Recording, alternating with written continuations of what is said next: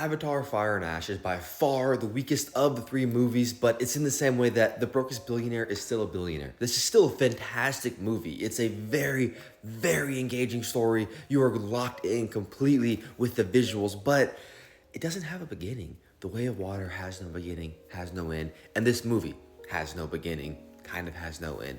Really the beginning. The thing is, like, this movie is only comparable to me to Infinity War and Endgame in that it's a huge blockbuster part 1 and 2, but in those movies, at least, each movie has its own clear, distinct beginning and end. Fire and Ash is the weakest of the three because the first act just kind of starts happening. There's no beginning to the movie. It's a continuation of The Way of Water. I watched this movie with my brother and we both felt like, did we miss something? Like we didn't, it felt so jarring the way we just drop into the story. There's no beginning of the story. There's no intro of the story. The movie never really warms up or begins. It just continues. Despite the fact that this movie should just be called Way of Water Part 2, this really isn't its own entry. It's just a continuation of Way of Water. It's still fantastic. The longer it goes, the better it gets. This movie's 3 hours and 17 minutes, and you need every second of it because the longer the story gets on, the more you settle into the world, settle into Pandora, and settle into the story.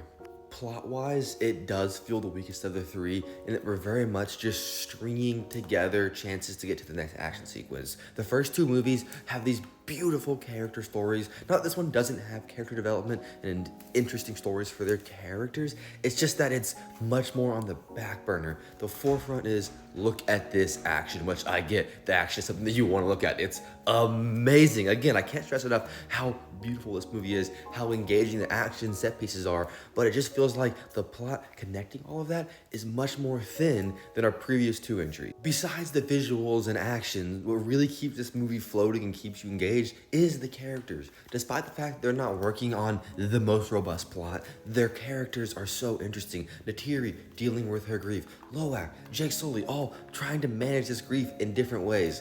Spider, we got way too much Spider, but Quaritch, so good, so interesting.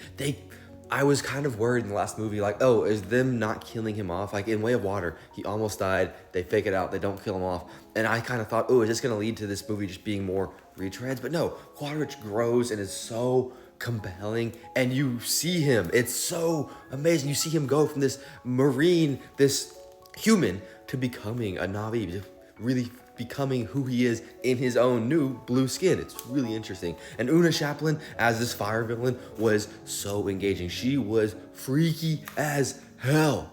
And Sigourney Weaver was just so good as Kiki again. Sigourney Weaver, please, I hope she can play this role forever. It seems like this is her franchise. This is Kiki's franchise in my mind. Kiki and Spider kind of, hopefully we get less Spider in the future because this movie was so Spider-centric. That's my other big complaint. The plot was kind of thin. We had way too much Spider, and the movie didn't really begin. It just continued. Aside from that, this movie is an absolute stunner. I'm gonna go see it again, maybe a third time. I'm gonna go see it in IMAX. It's a solid 8 out of 10. The previous ones just happen to be 10 out of 10s. This is still so great, and I cannot wait to see what happens in Avatar 4, 5 years from now. Hope it's sooner.